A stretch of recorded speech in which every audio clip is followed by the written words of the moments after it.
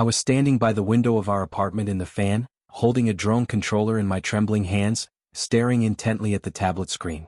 Richmond sprawled around me in the depths of winter twilight, bare tree branches reaching toward the darkening sky like skeletal fingers, the first delicate snowflakes dancing in the amber glow of the street lamps below. The city looked peaceful, almost serene, but my eyes were glued to the image on screen, watching something that would shatter my world into a million irreparable pieces. I'm Luke, a business consultant who built his career from nothing. I'm 32 years old, and 3 years ago I made what I believed at the time was the best decision of my life, but what turned out to be the biggest mistake. I married Vivian. Though honestly, if I'm being completely truthful with myself, I made the mistake much earlier. The seeds of this disaster were planted years before we ever stood at that altar. We met in college during my sophomore year. I was a lovesick idiot who genuinely believed that love conquers all obstacles, that passion could overcome any challenge. Vivian was like a drug I couldn't quit, bright as a supernova, unpredictable as a summer storm, vibrantly alive in ways that made everyone else seem gray and lifeless by comparison. Her laugh could light up an entire room. Her energy was magnetic, pulling everyone into her orbit. We dated for a year that felt like riding a roller coaster blindfolded, thrilling, terrifying, and completely consuming. Then she dumped me without warning, saying I was boring, too predictable, not exciting enough for someone like her. I suffered for 6 agonizing months, barely able to function, my grades slipping, my friends worried. But I came running back the very moment she snapped her fingers, like a trained dog responding to his master's command. The second time we lasted 9 months. Looking back now, I can see all the warning signs I ignored. She spent my money like water flowing downhill. Designer bags she used once, expensive trips with girlfriends I never met, gym memberships she used exactly twice before losing interest. My student loans grew larger and more suffocating with each passing month, the debt mounting like a weight on my chest, while she just smiled that dazzling smile and said I was too serious, too worried about money, that I should learn to live a little. When she left the second time, she said she needed someone more spontaneous, more adventurous. Someone who wasn't always thinking about the future and responsibilities. After the second devastating breakup, for long years passed. For years during which I rebuilt myself piece by piece. I finished university with honors despite everything, started my consulting career at a respected firm in downtown Richmond, worked 70-hour weeks to prove myself, and finally paid off every single dollar of those crushing debts. I dated other women, nice women, stable women, women who would have made perfect partners. But none of them made me feel the way Vivian did. That should have been my biggest red flag, but I was too blind to see it. Then Vivian married some hotshot financier she met at a charity gala, a guy who drove a Tesla and wore $1,000 suits. They divorced after 2 turbulent years. She never told me the full story, just hints about his controlling nature and anger issues. And suddenly, out of nowhere, she reappeared in my life like a ghost from the past. She looked different, more mature, softer around the edges, less wild. She said she'd changed, grown up, finally understood the value of stability and reliability. She said she'd been foolish to let me go, that she'd spent years regretting it. She said I was the one who got away, the good man she'd been too immature to appreciate.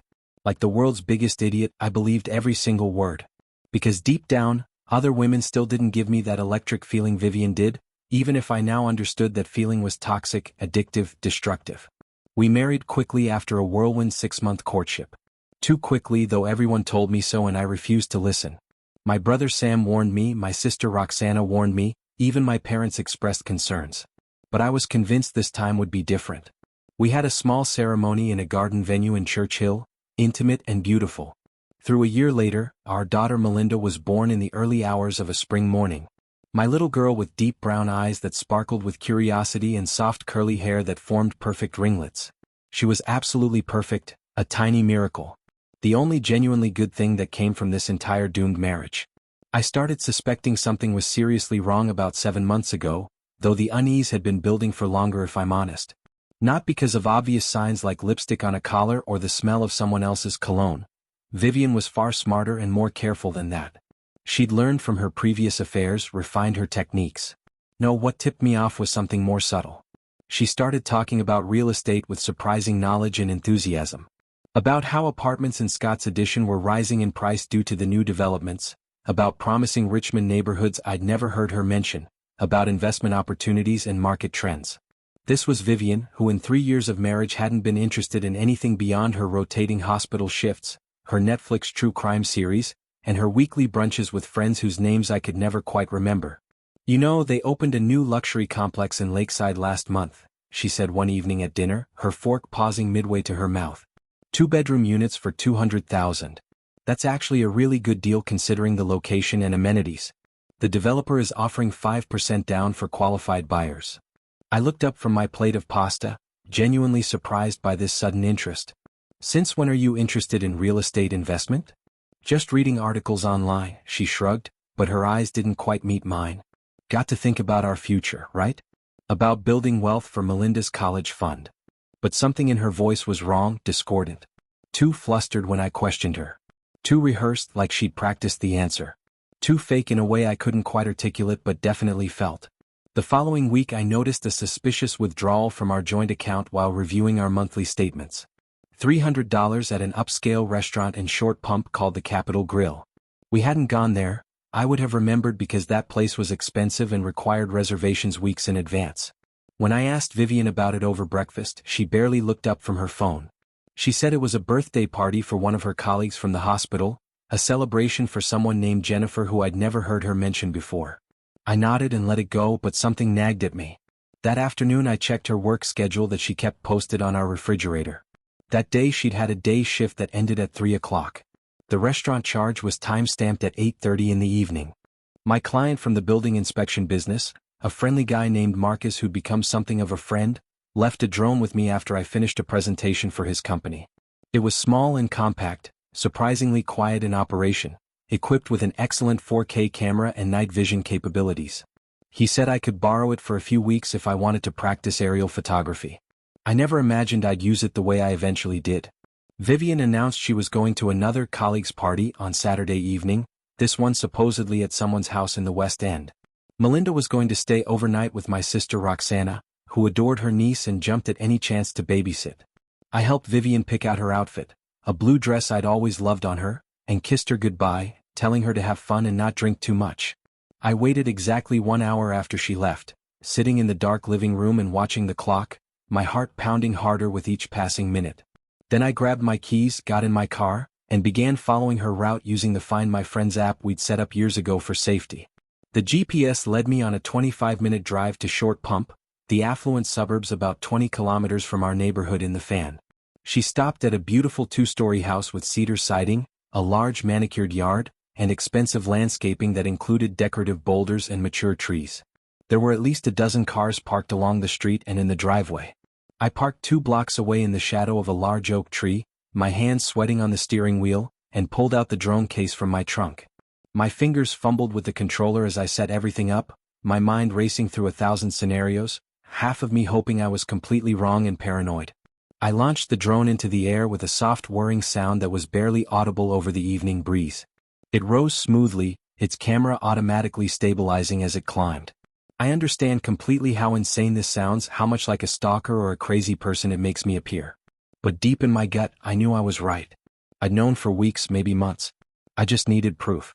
The drone hovered about 50 feet over the backyard, where a professional-grade barbecue grill was burning with bright flames, pop music was playing from outdoor speakers, and at least 20 people were laughing and drinking beneath strings of decorative lights.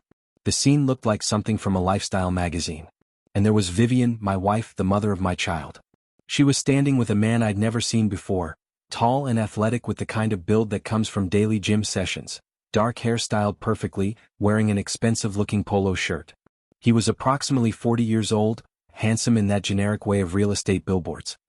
He kissed her, not a friendly peck but a real kiss, passionate and familiar, and she laughed in response with a joy I hadn't heard in our home for months, maybe years. The sound carried clearly through the drone's microphone. Genuinely happy. Radiantly alive. The way she used to laugh with me in college before everything got complicated. I felt physically sick, my stomach churning with nausea.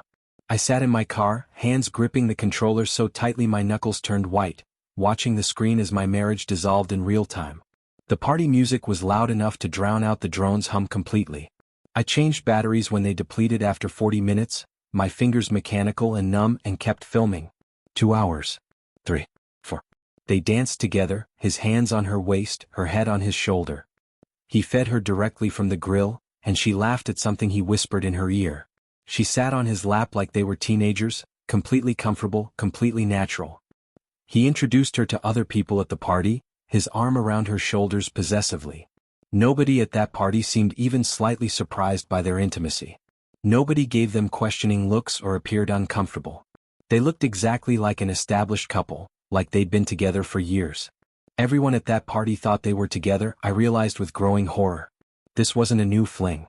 This was a relationship. A real one. I could have stormed in right then. Could have marched up that driveway and made the kind of scene that would have ended up on social media. But I just sat in my dark car and watched the footage streaming to my tablet. Because somewhere deep down in a place beyond rage or hurt, I knew with absolute certainty, if I burst in now and confronted them, she'd find some way to explain it away. She'd say it was a misunderstanding, that the video was misleading, that I was a paranoid husband who'd lost his mind. She'd probably even turn it around on me somehow, make me the villain for not trusting her. I was losing her for the third time in my life, but this time I was determined to be absolutely certain it was forever. This time I needed evidence so overwhelming she couldn't possibly talk her way out of it. At home 3 hours later, Vivian kissed me softly on the cheek, her lips tasting faintly of wine, and said the party was boring, that she'd left early because she missed me. She asked about Melinda, said she was tired, and went straight to bed. I sat in the living room until dawn, watching and rewatching the footage, my entire body numb. The next week I hired a lawyer. Christian was my older brother Sam's best friend from law school and specialized in difficult divorces, particularly cases involving infidelity and hidden assets. He had a reputation for being ruthless but fair. He looked at the drone footage I'd compiled into a 15-minute highlight reel, his expression remaining professional and neutral, and whistled low under his breath when it finished. "This is absolute gold," he said, leaning back in his expensive leather chair. "In Virginia we have equitable distribution rather than community property, which means the court tries to be fair but not necessarily equal. But with evidence like this plus the financial discrepancies you mentioned, you're going to get the majority of everything. Probably 70-30 split, maybe even better. And custody? With this video and a good custody evaluator, you're looking at primary physical custody, no question." I started digging deeper into our finances, spending late nights after Melinda went to bed reviewing every bank statement from the past year. It turned out that over the course of 7 months, Vivian had systematically transferred $16,000 from our joint account. It hadn't been obvious because she was smart about it, never more than $800 at a time, spread out over weeks. Hotels in Virginia Beach and Charlottesville, expensive restaurants throughout Richmond, gifts from jewelry stores and boutiques, even a weekend getaway to the Greenbrier Resort. I screenshotted every single transaction, created a detailed spreadsheet with dates and amounts and highlighted each one.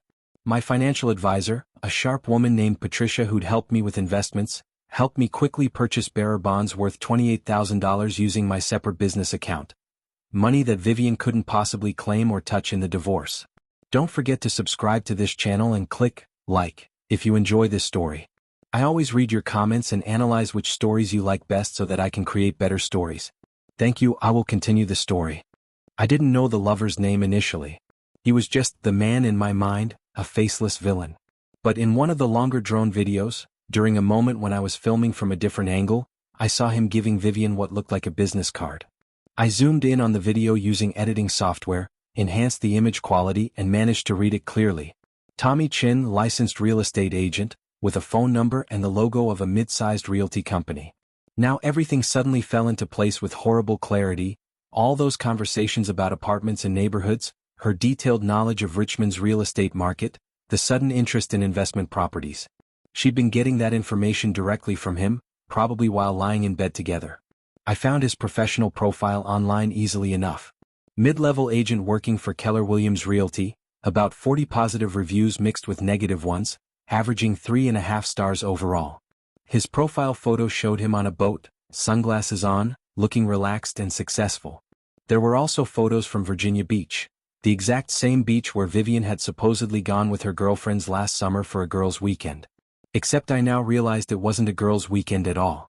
She'd met him there, started this whole affair during those 4 days she was gone. Another week passed in a fog of emotional numbness. I went through the motions of normal life, work meetings, playing with Melinda, preparing meals. But inside I was hollow, going through the motions of a life that no longer felt real. I couldn't take it anymore. Vivian came home from another hospital shift one evening, looking genuinely exhausted with dark circles under her eyes, and started telling me about a particularly difficult patient who'd coded twice during her shift.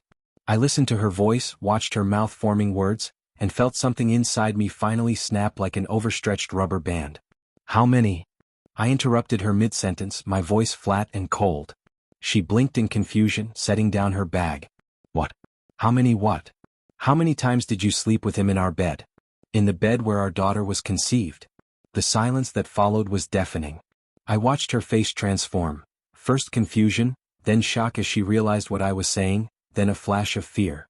Her face went completely white, drained of all color like someone had pulled a plug. What are you talking about? She tried, but her voice cracked halfway through. Tommy Chin. Licensed real estate agent. Met him at Virginia Beach last July. Secret parties in Short Pump every other weekend. $16,000 from our joint account spent on hotels, dinners, gifts for him. Should I continue? I pulled out the tablet I'd prepared, queued up the video and turned it toward her. She stared at the screen, and I watched with detached fascination as emotions flickered across her face rapid fire, shock, fear, shame and finally anger. The anger surprised me. She had no right to be angry. You were spying on me? Her voice trembled with fury and disbelief. You actually launched a drone to follow me? You tracked my phone? That's completely insane. That's psychotic behavior. What's insane is marrying me for the third time in our lives and using me all over again like I'm some kind of safety net for when your real relationships don't work out. I wasn't using you. Shut up, I said quietly. I'd never raised my voice at her before in 3 years of marriage, had never spoken to her with anger. Now I did and I saw her physically flinch. I know everything, Vivian. Every single hotel. Every expensive dinner where you ordered the lobster and champagne. Every lie you told about working late or colleagues' parties. I have bank statements, I have video evidence, I have a lawyer who's salivating at how easy this case will be. So I'm going to ask you one more time and I want the truth. Do you love him? She opened her mouth, closed it, looked away. Tears started streaming down her face, but they felt manipulative rather than genuine. Then finally she nodded once, a tiny motion that destroyed everything. This was so much worse than the physical betrayal itself. Because if it had just been sex, just a physical mistake, you could maybe say she got caught up in a moment, that she'd made an error in judgment. But she loved him. She actually loved this man. And the unavoidable implication was that she'd never truly loved me, not even now when we had a daughter together, not even when she promised me this time was different. Why did you marry me? I asked quietly, my anger draining away into exhausted sadness. Really? I want the truth. I thought. She wiped away tears that kept flowing. After divorcing Robert, I was completely broken, shattered. He'd been emotionally abusive, controlling every aspect of my life. You were there, solid and stable and reliable. You represented safety. I thought that's what I needed after years of chaos. I thought stability was the same as love. I thought I could learn to love you the way you deserved. But you can't. No, she whispered. I'm sorry. Melinda began crying in the other room, probably woken by our raised voices. Vivian automatically started moving toward the nursery, maternal instinct overriding everything else, but I stepped in front of her and blocked her path. I'll go to her. You need to pack your things tonight. Stay with one of your friends, I don't care who. My lawyer will contact you tomorrow morning with divorce papers. You can see Melinda on supervised visits until we work out a custody arrangement. Luke, please. Just go, Vivian. There's nothing left to say. The next 2 months were absolute hell, a special kind of torture I wouldn't wish on anyone. Lawyers, endless documents, court dates, custody evaluations, financial disclosures. Christian was ruthless in the best possible way, acting like a shark who'd smelled blood in the water. He presented all the evidence meticulously, the drone videos edited into a devastating narrative, detailed financial records showing every dollar she'd stolen, testimony from my sister about the nights Vivian came home late or not at all. Vivian tried desperately to fight, hired a lawyer who charged her $12,000 she didn't have, but her attorney was significantly weaker and kept making procedural mistakes. The judge, a stern woman in her 60s who'd clearly seen every divorce trick in the book, watched the drone footage with an expression of stone. When it finished, she looked at Vivian with undisguised contempt. I was awarded 65% of all marital assets. 70% physical custody of Melinda, meaning she'd live with me most of the time. We were forced to sell the apartment where we'd built our life. I bought a small but charming house in Northside with a yard for Melinda, deliberately choosing a neighborhood far from any memories of our marriage. But that was just the beginning of my revenge. I wasn't satisfied with just winning in court. I created a fake email account with a generic name, spent an hour crafting the perfect message, and sent detailed information to Tommy Chen's real estate agency about his unethical and unprofessional behavior, specifically an inappropriate romantic relationship with a married client. I presented Vivian as a vulnerable woman who'd been consulting with him about buying investment property, and implied he'd taken advantage of her emotional state. I attached selected screenshots that looked damning out of context. The agency took these complaints very seriously, as they should. They conducted an internal investigation that lasted 3 weeks. Tommy received an official written warning that went into his permanent employment file and was told any further complaints would result in immediate termination. I systematically posted reviews on every major real estate website: Zillow, Realtor.com, Trulia, Google Reviews. Unprofessional agent who prioritizes personal relationships over clients, don't recommend, wasted months of my time, cost me money through poor advice and conflicts of interest. Nothing obviously or provably false, nothing that could be definitively traced back to me, just enough negative reviews scattered over time to significantly damage his online reputation and search rankings. I called the hospital where Vivian worked, asked to speak to human resources, and anonymously reported that one of their nurses was consistently using work hours for personal matters. I provided specific dates and times, days when she'd clocked in but left her shift 90 minutes early, claiming family emergencies that didn't exist, all to meet Tommy. I'd confirmed all this through her digital calendar that we'd once shared. It wasn't a lie or an exaggeration. Every detail I provided was factually accurate. Vivian received an official written reprimand, was placed on probation for 60 days, and lost her eligibility for the annual performance bonus, costing her nearly $4,000. I told our mutual friends about the affair, but I was strategic about it. Not with explosive anger or dramatic accusations. Just calm, factual explanations when people asked why we were divorcing. I showed a few trusted people the evidence when they seemed skeptical.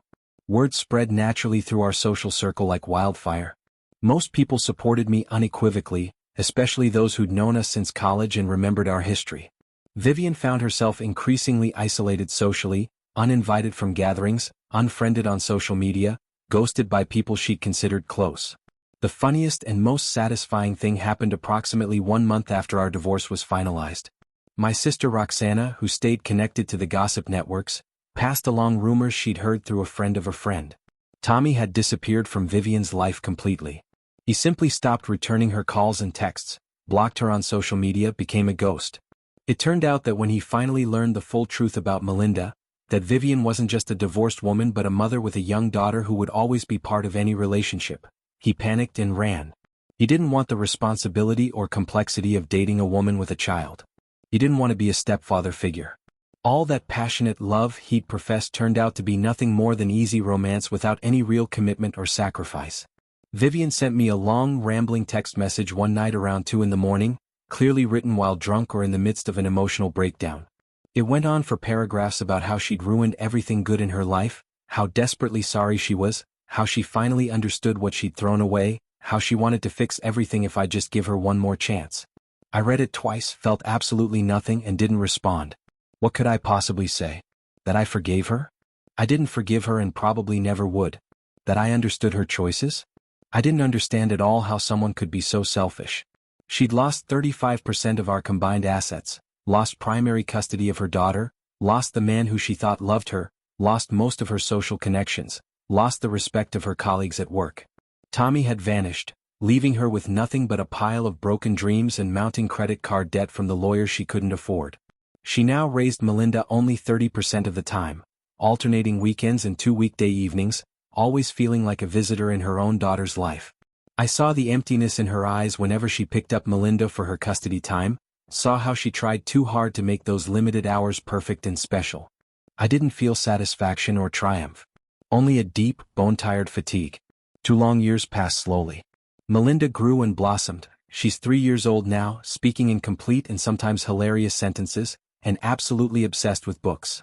She asks me to read to her constantly, carrying her favorites around the house. I sold that first house in Northside, which had never quite felt like home, and bought another one in Lakeside, bigger, with a real garden where Melinda could play, with a swing set I assembled myself one weekend. One sunny afternoon I met a woman at a local coffee shop called Lamplighter. Emily. She worked as an interior designer, had an impressive portfolio of residential projects, possessed a genuinely soft and gentle voice, and had the kindest smile I'd seen in years. We started talking about coffee at first. She was passionate about single-origin beans and proper brewing techniques. Then we discussed Richmond's architecture and preservation efforts, then somehow segued into talking about life, relationships, parenthood. I told her about Melinda, showed her photos on my phone. She said she genuinely loved children, had always wanted them but hadn't found the right person yet. We started dating slowly and carefully. Without rushing or pressure, without grand promises or expectations. Just two adults who'd both been hurt, both carried scars, trying to piece their lives together from fragments and see if they fit. Emily didn't fill the void Vivian left. She created something entirely new. Something healthier. Something that was uniquely hers and ours. Vivian remained alone as far as I knew. Sometimes I saw her when she arrived to pick up Melinda for custody visits. She looked consistently tired but not completely broken, more like someone learning to survive rather than thrive. Maybe she eventually understood something important about herself. Maybe not. Honestly, it wasn't my concern anymore. I don't regret the revenge I carefully orchestrated. I don't regret the divorce or fighting hard for custody. I only regret one thing, that I came back to her a third time when every reasonable part of my brain was screaming warnings. That I believed people fundamentally change when they rarely do. That I thought love and chemistry could somehow overcome fundamental toxicity and incompatibility. Now I know so much better. Love doesn't conquer everything like fairy tales promise. Sometimes the smartest, healthiest, most mature thing you can do is let go of a person who will always destroy you no matter how much you care about them. Even if that person was your first love, your most passionate relationship. Even if you ran after her like an idiot, desperate and pathetic. Even if other women seemed less exciting, less vibrant, less alive. Because ultimately, the right person won't make you feel like a second choice or a backup plan. The right person won't use you a third time when it's convenient. The right person won't make you launch a drone over a party to prove to yourself a truth you already knew deep in your soul. Melinda calls me excitedly from the kitchen, her voice high and sweet.